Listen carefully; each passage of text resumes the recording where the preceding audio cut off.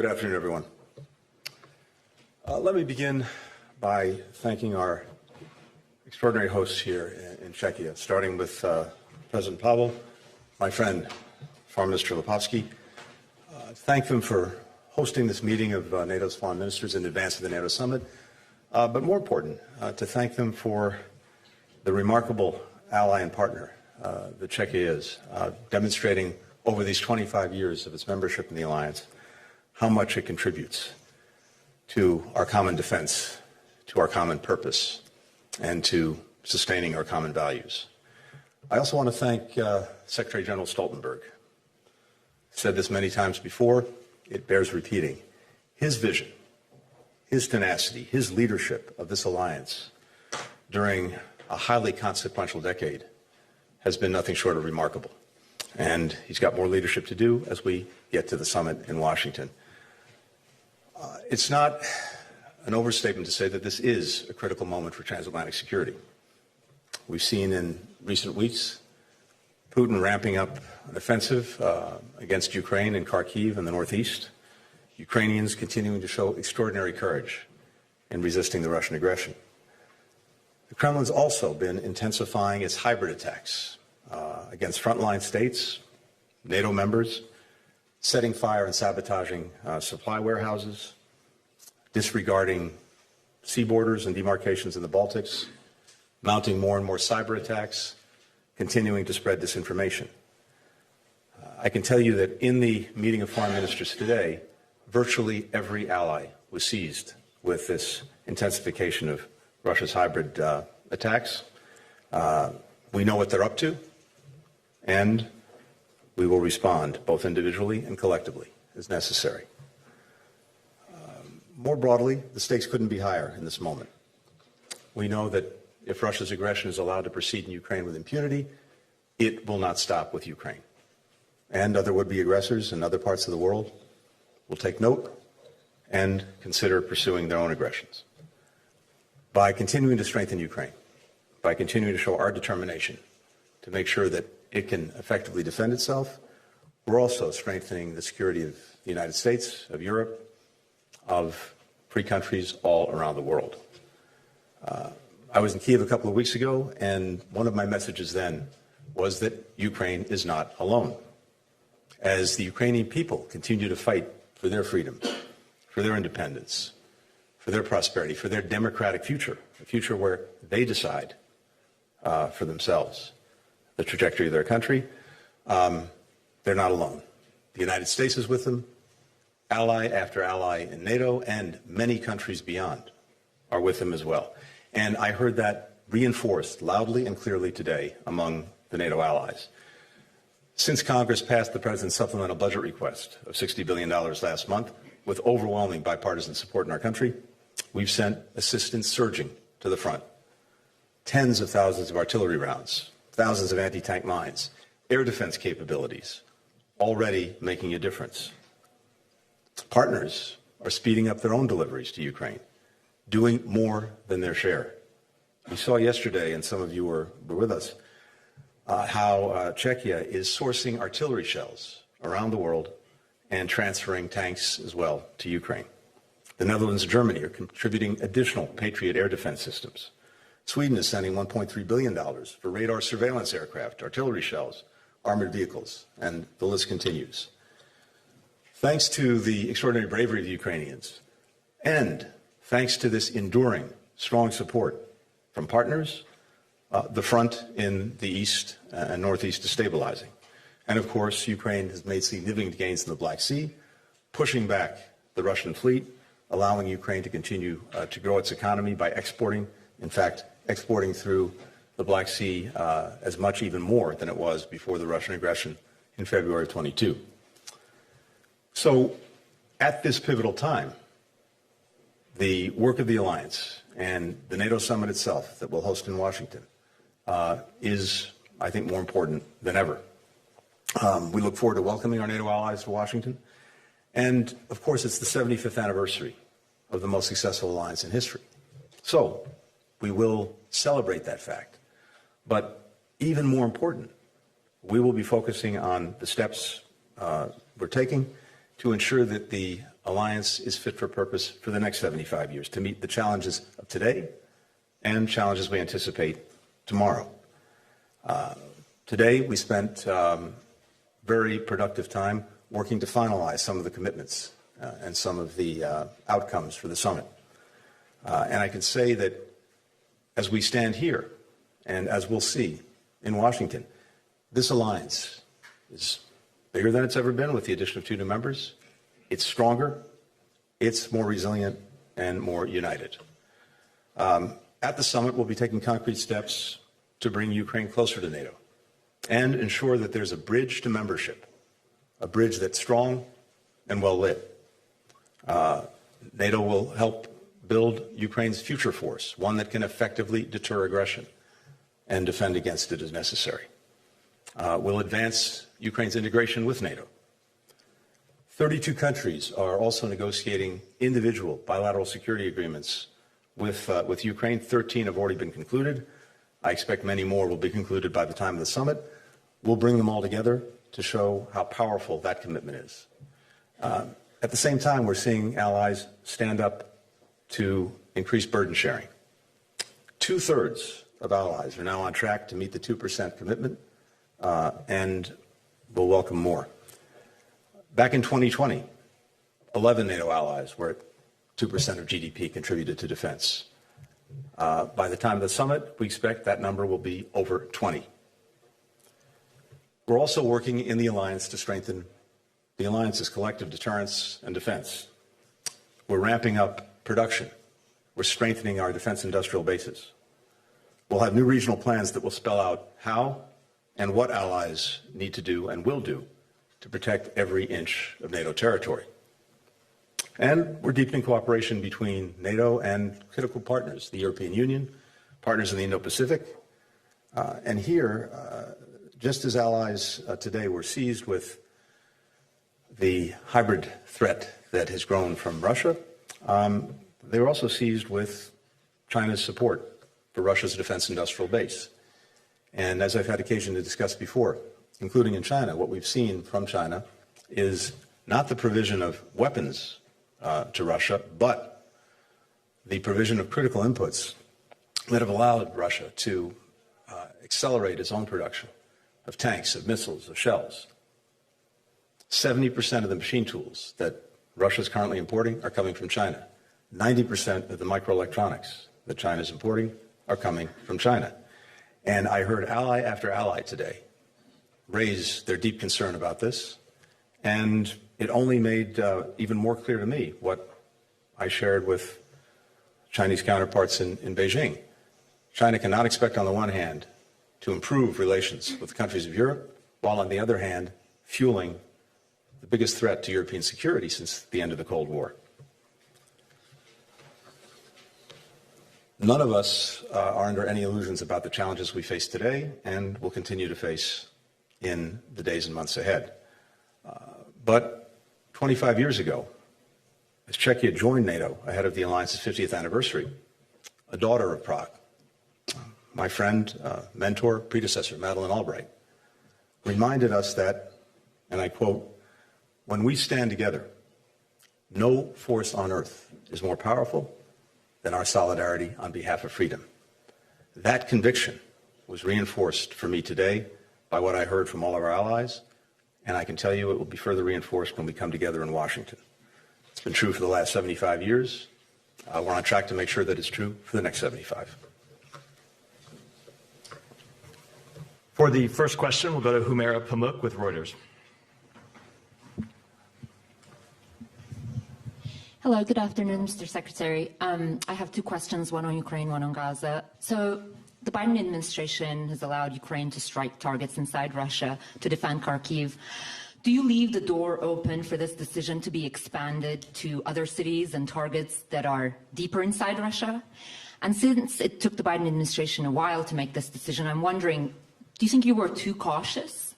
Or has your intelligence assessment on the possibility of Putin using tactical nuclear weapons has shifted?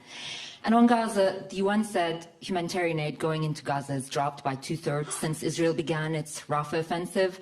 Your colleague, USAID Administrator Samantha Power, who's an expert on genocide, yesterday said the humanitarian conditions in Gaza were now worse than ever.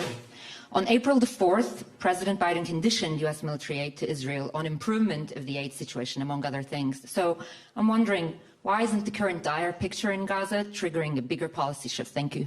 Great. Thanks, Amira. So with regard to the use of U.S. arms by Ukraine and Russia, I said this the other day. The hallmark of our engagement, our support for Ukraine over these more than 2 years, has been to adapt and adjust as necessary to meet what's actually going on the battlefield, to make sure that Ukraine has what it needs, when it needs it, to do that deliberately and effectively. And that's exactly what we're doing in response to what we've now seen in and around the Kharkiv region. Over the past few weeks, Ukraine came to us and asked for the authorization to use weapons that we're providing to defend against this aggression, including against Russian forces that are massing on the Russian side of the border and then attacking into Ukraine. And that went right to the president. And as you've heard, he's approved the use of our weapons for that purpose. Going forward, we'll continue to do what we've been doing, which is, as necessary, adapt and adjust. And that, as I said, has been a hallmark of our engagement. It will continue to be. As I've also said many, many times, we want to make sure that we're proceeding deliberately as well as effectively. So I think time and again, we've adapted, we've adjusted, we've provided Ukraine with the systems, the weapons it's needed. But again, as I've shared with you many times before, for example, when it comes to weapon systems, we also want to make sure that they have the necessary training to use the weapons and they have the necessary capacity to maintain them. So you have to look at this in a comprehensive way. And I think if you look back, as well as look at what we're doing now, it reflects a very deliberate determination to make sure that we're getting Ukraine what they need when they need it. With regard to Gaza and the humanitarian situation, the humanitarian situation remains dire for people in Gaza. We've seen changes, some positive changes, but the net effect is not there. The positive changes are that, of course, crossings in the north have been opened in recent weeks, including Zakim. We have a route from Jordan that is getting trucks in. If you look at the number of trucks that are actually getting to Gaza and going in, it's up significantly. But distribution within Gaza is not working effectively. And part of the reason for that are the combat operations in the south. In addition, Rafah gate continues to be closed. President Biden secured an agreement with Egypt and with Israel to make sure that goods could go through Kerem Shalom, including goods coming from Egypt. But Rafah remains closed, and that's a real problem. So the focus that we have, continue to have, and are working on intensely every day is, again, making sure that we're not just measuring inputs, we're measuring impact. And yes, the impact remains insufficient in terms of addressing the acute needs of children, women, and men in Gaza. But it's a moving story every day as we're working intensely to make sure that the different access points are working and then distribution within Gaza is working more effectively. And that's what we're focused on. Since President Biden conditioned this on it, then why wouldn't you use that leverage? The United States provides almost 70% of Israel's weapons. That gives it a big leverage, and President Biden specifically conditioned it on this and other things. Why wouldn't you use that policy? The issue is the conditions are such that the effective distribution of aid is being impeded, and that's what we're working on, trying to make sure that the conditions are there, and there are ways of doing this much more effectively. We're trying to get the results. That's what I'm focused on. For the next question, Henry Foy with the Financial Times. Thank you very much, Mr. Secretary. We know that Ukraine hopes, and in some regards expects, an invitation to join NATO at the summit. We also know the Euro administration and other countries are opposed to that this summer. As such, what tangible, real things can you offer, both you as the US and NATO, Ukraine, to ease that disappointment and avoid the sense of them feeling let down again, and the response that we saw from Kyiv in Vilnius to that? Thank you. Thank you. Well, as the Allies agreed and made clear at Vilnius, the last summit, Ukraine will become a member of NATO. And our purpose now is to put in place the bridge to bring Ukraine closer to and then ultimately into NATO. And as I've said, it's a bridge that I think as you'll see emerge at the summit, that's both very strong and very well lit. There will be a robust package of support for Ukraine at the summit, a package that strengthens NATO's cooperation and support for Ukraine, that advances Ukraine's integration into NATO, tangible steps that will increase NATO's role in helping Ukraine build a future force, one that can deter and defend against aggression. At the same time, you're going to see, I think, the completion of these bilateral security agreements, 32 countries that are engaged in doing that. I expect all of that to come together at the summit as well, and that will help ensure that Ukraine is properly resourced to continue to defend itself. But this is a process, and we're proceeding very methodically and proceeding in a way that is delivering practical benefits to Ukraine, including advancing its membership to NATO in very clear and practical ways. John Hudson with the Washington Post. Thanks, Mr. Secretary. You don't do domestic politics, but you do. Good, thank you. But you do represent the United States on the world stage. What are you hearing from foreign counterparts about the guilty verdict in the Trump trial? I really have nothing to share on that. We have diplomatic conversations that will remain just that, diplomatic conversations in private. And former President Trump's trial was defined by his efforts to castigate and delegitimize a court of law.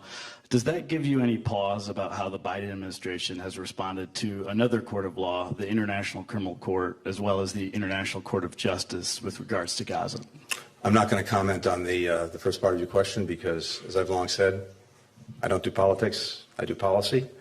With regard to policy and the ICC, look, we've been very clear about this. The decision that the prosecutor made was, in our judgment, profoundly wrong-headed, and in creating an equation between Hamas and Israel, Hamas's leaders and Israel's democratically elected leaders, as we've said, and as I've said, it's quite frankly shameful. The reality is that the court was created for a very good reason, to be a court of last resort, one that would swing into action where a country either couldn't or wouldn't effectively police itself. And so the principle of what's called complementarity is at the heart of the court's creation and what it does. And in Israel, you have a vibrant, independent, and very active judicial system. And in the case of Gaza as well, there are many incidents that are under investigation, including some under criminal investigation. There's a case right now before the Israeli Supreme Court about the alleged denial of humanitarian assistance for Gazans. And so Israel and its system, its democratic system, with independent courts and judges, as well as a military justice system that can effectively investigate any allegations of abuse, that should be allowed to run its course. And given that, never mind the fact that we don't accept the jurisdiction of the court over Israel, but leaving that aside, Israeli justice should be allowed to run its course. Finally, I think it's very deeply unfortunate that Israel was prepared to cooperate with the investigation, even while rejecting the jurisdiction of the court. And yet the prosecutor chose not to pursue that cooperation. And just lastly, the Kremlin has put out a statement saying that the trial shows the White House is eliminating Biden's political rivals. They're trying to use this as a way to besmirch the American legal system. How do you respond to that? I would say that's a classic case of projection. And for the last question, Alexander von Namen with Deutsche Welle. Thank you very much. Secretary, you've mentioned China and how they are propping up the Russian war economy. And Jens Stoltenberg said today as well that without the deliveries from China, Russia would not have been able to conduct the war against Ukraine the way they do. So is there anything you can do about it? And if yes, what are you planning to do about that? Thank you. Yes. Again, this is something that ally after ally was seized with today. I heard it from virtually everyone in the room. We've already taken action against Chinese entities that have been involved in sanctions evasion, involved in supporting Russia's defense industrial base, including sanctioning more than 100 Chinese entities of one kind or another. And as I've made clear, as necessary, we will continue to do that. From what I heard today, Europeans are also very seized with this. And I would expect to see actions taken by Europeans, by Europe. And again, I come back to this proposition that's so clear.